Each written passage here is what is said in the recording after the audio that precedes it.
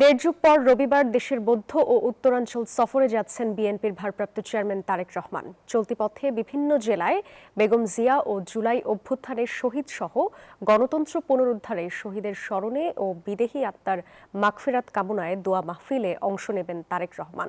করবেন কবর জিয়ারত। তাকে বরণের অপেক্ষায় নেতাকর্মীরা। চলছে প্রস্তুতি।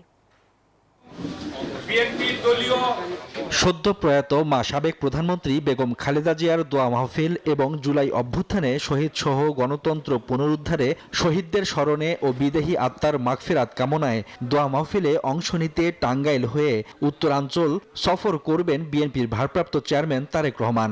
তার সফর ঘিরে প্রস্তুত হচ্ছে বিভিন্ন জেলা ও বিএনপি ও অঙ্গ সংগঠনের নেতাকর্মীরা।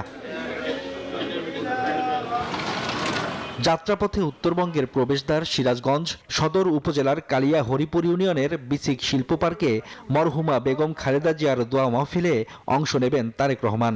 তাকে বরণ করতে ব্যাপক প্রস্তুতি নিয়েছে সিরাজগঞ্জ জেলা বিএনপি।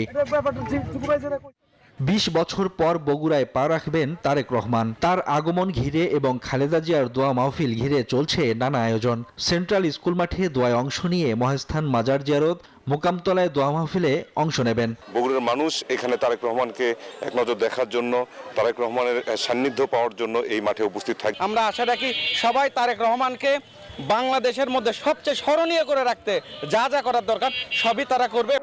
দিনাজপুরে তারেক রহমানের আগমনকে কেন্দ্র করে নেতাকর্মীদের মধ্যে আনন্দের বন্যা।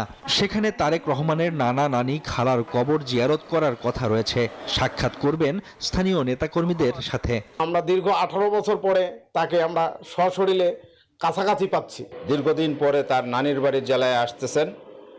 আমরা নেতাকর্মীরা এতটাই উজ্জীবিত, এতটাই আপ্লুত, আনন্দিত যে আমরা ভাষায় প্রকাশ করতে পারছি না। ঠাকুরগাঁও পৌর শহরের জেলা স্কুল বড় মাঠে শুরু হয়েছে প্রস্তুতি। সাজানো হচ্ছে কর্মসূচির ভেন্যু, জোরদার করা হয়েছে সার্বিক ব্যবস্থাপনা। তারেক রহমানের আগমনে চিনিকল মাঠে হবে খালেদা জিয়ার আত্মার মাগফিরাত কামনায় দোয়া মাহফিল। 23 বছর পরে উনি ঠাকুরগাঁতে আসতেছে। এই নিয়ে আমাদের ঠাকুরগাঁ নেতাকর্মীদের মধ্যে এবং সবার মধ্যে একটা আনন্দিত এবং আনন্দ উল্লাসের মধ্যে আমরা পালন করতেছি। 13 তারিখ সকালবেলায় উনি কবর জিয়ারত করতে যাবেন।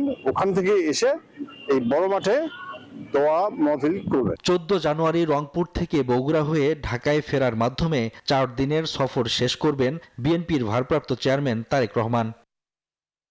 Desk report, news 24।